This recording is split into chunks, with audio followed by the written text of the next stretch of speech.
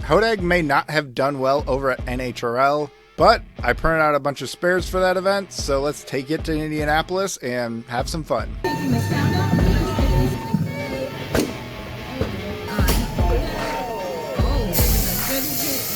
Hey builders, it's Tyler of Team Cryptid Robotics. Today I'm going to talk about how my beetleweight punch spinner Hodag did at Circle City Clash down in Indianapolis.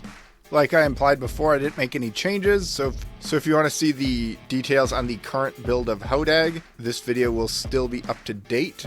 But I will talk about the event. It was held by a combination of Robot Smashing League and the Outside the Box podcast, and it was held at PopCon over there in Indianapolis. I did get a chance to check it out, and it was pretty cool, but that's not what this video is about. The tournament style was modified Swiss, like pretty much every other RSL event, although maybe not everyone ever, but that's for a different video. And with that out of the way, let's get into some fights.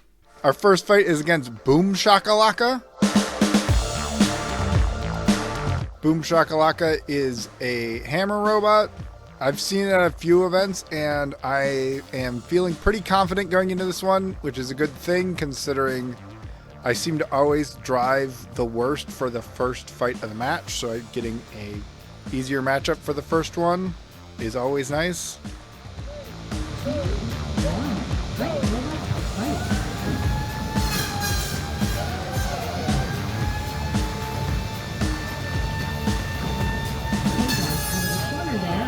Laka, able to push them into both corners very quickly at the start of the match.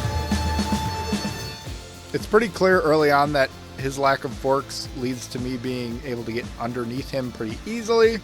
It's also his weapon really struggles to get a hit on me.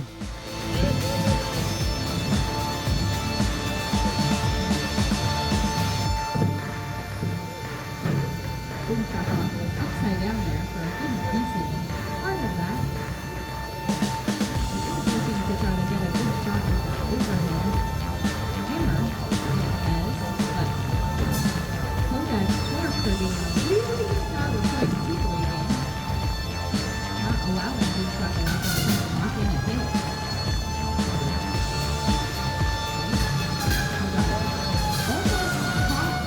And since Hodag's weapon isn't super good at getting a bite on him, I don't end up doing that much damage to him. And at a certain point, I decide to drive pretty conservatively because it's pretty clear I'm going to win, and the only way that I'm going to end up losing is if I get stuck in the wall or something, or I flip myself over and just somehow find the one position Hodag gets stuck in.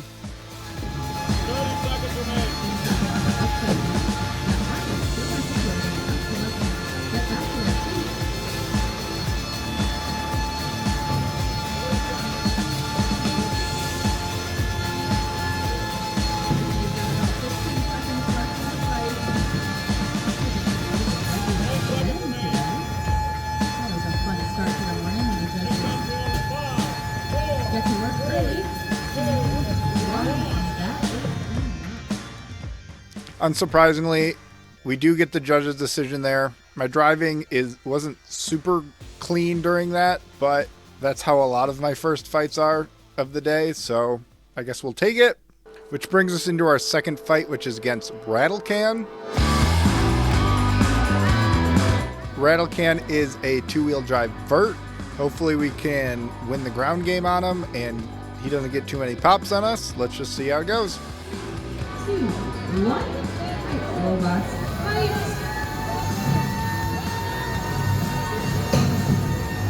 Looks like the weapon was a little bit slow to start there on Hodag. No, Rattlecan. The green threw me off. I'm all lost now. Okay, alright, good pin there. Got the 5-second active pin. And then the Rattlecan upside down. Oh. They're trying to use that weapon to get themselves back up, but there's not enough power there. Let's see if Hodag is going to take their shot. A little good sportsmanship there, trying to keep the fight going. I ended up knocking him down from that position because it was pretty clear that pretty much everyone in the room wanted me to knock him out of that position and didn't want the fight to end that way. I did, however, in the process of knocking him down, end up taking out the wires going to his hub motor, which is why his weapon is no longer able to spin after that. It's fantastic. I now see the Japanese one. Love it. I don't think I noticed that the first time I watched Hodag fight, so that just makes me more excited. I'm actually thinking every day about this different types of robots. And now, since his weapon motor is dead, he ends up tapping out once he ends up upside down, which is fair considering I already sort of had the ground game on him a little bit, and I wasn't going to knock him down a second time anyways. So that ends up us starting the day with 2 wins, which is pretty good. So now we must face Erbert. Erbert is a big vert, thus the name. So I'm pretty scared of that weapon, but I hope that if I can win the ground game and sort of pin him and basically try not to get hit by that weapon too many times, that maybe I can eke out a win. 3, 2, 1, go! Fight. Robots. Fight. Herbert's big vertical spinner. Oh, the wood! Not the wood! There was a chunk that was so big out of the floor that it was on the front of my robot. Not even my forks were stuck, and which kind of got him a free hit, and it was pretty much all downhill from here. The front forks on the side that went up, you'll notice that they have the cut on the inside. I didn't realize that on this version of Hodag that I used the old version of the forks that were more prone to doing that than the newer version was. I still have the middle forks. Well, at least I have one side of my middle forks. Oh no, Erbert upside down. Erbert's doing the thing. I think I was in that analysis. It was hopeful that that weapon didn't get stuck in the floor, but it did not, luckily. He escaped 1 minute that remains. narrow mess up. Chaos. Hodag, don't get to believe that. Vertical spinner. Erbert upside down on the wall. I wasn't sure if he was going to come down on his own. I really kind of biffed being able to get that free hit in. 5, 4, 3, 2, Erbert against the wall. For a 5-second hit. His weapon goes down, which is good. Unfortunately, our drive goes down, and I'll go get into more of that after the fight. 20 seconds remain. 20 seconds to Number go 5, in this 4, match. 3. And we are just turning pins back and forth. We're down to 10 seconds, guys. This You're has become 5, very much a control 4, match. 3, 2, We're definitely going to go to It's the about to be down judges in here. 4, 3, 2, 1, and that's the match. It ends up going all the way to the judge's decision. We ended up losing that, and I think if my drive wouldn't have died, then we would have taken that because it was a pretty close fight. It was a really intense fight. I forgot to mention that the drive was... At first, the reason the drive was compromised was because the base plate was no longer flat. It was kind of, it potato chipped a little bit. It got one hit in and it's no longer straight, and that was sort of dragging. The reason that drive died even more towards the end is that if you watched my NHRL video, this will make a lot of sense. You'll remember that the motor shifted inside of the back of it because the motors are mounted to the back, the TPU back of the robot. And at NHRL, it turned in there, but my dumbass decided to use the same back as I did in that event, in this event. So it already kind of had a missing gap in there. And so it was more prone to do that.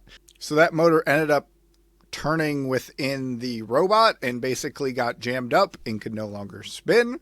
And so that really sucks because I feel like if I would have used a fresh back of the robot going into this fight, then because I had spares, I had so many spares from that event, if I would have just swapped it out, then that probably wouldn't have happened, and I probably would have gotten that judge's decision because I would have been able to just get a couple pins in. I wouldn't have lost points for damage. And actually at the event, I was extra dumb and decided to keep using them. I actually tried to shim it up. I should have just swapped the whole back of the robot It would have taken a lot of time because the back of the robot's connected to so many things, but it would have been a lot better. Luckily, that was our first loss, so we're still in the tournament. If we win the next fight, we still make the single elimination bracket, and that fight is against Injection. Injection is a hammer saw. Luckily, we have titanium top plates.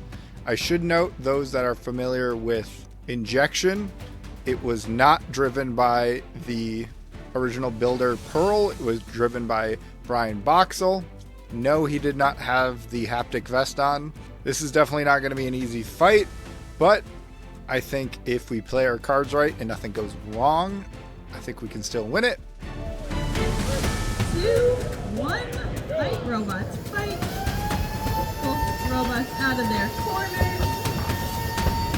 You can hear that vertical spinner on Hodag. Oh, there's a good hit there from Injection.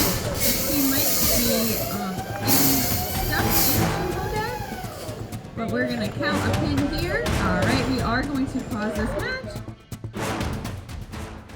I do try to get the most out of him being stuck in me, and maybe I can punch his weapon hard enough. Unfortunately, the servo just ain't got enough oomph. It will be a lot harder for him to get those bolts out, though. Yep.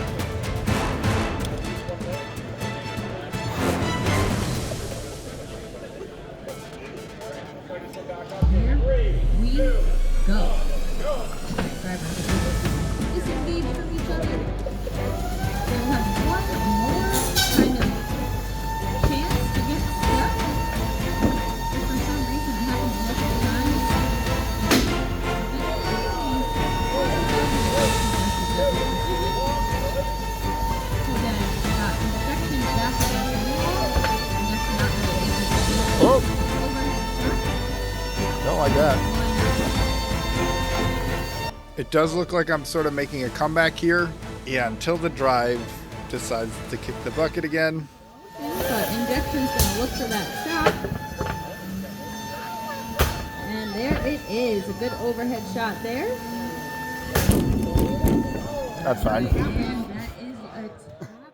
I end up tapping out here because I don't want to take any more damage and the drive is dead, so I know I can't win from here. Although I really did get my money's worth out of that titanium top plate. At the event, I'm not sure why I thought this was a good idea, but I used the same back that I used in the previous fight. I think I tried to like shim it up. I think I used hot glue in where the gap was, thinking that would do anything, and that was stupid. And I think after this fight, I don't remember if it was after this fight or the previous fight, but I lost one of the drive motors because of that. He ends up doing a lot of damage to that top plate and kind of messes up a couple screws and stuff and scratches up the switch. But I am really impressed by how well that top plate held up. I'm also incredibly disappointed that because I had the camera here, when I leaned over to get a better look, I did not get the shot up close, which is so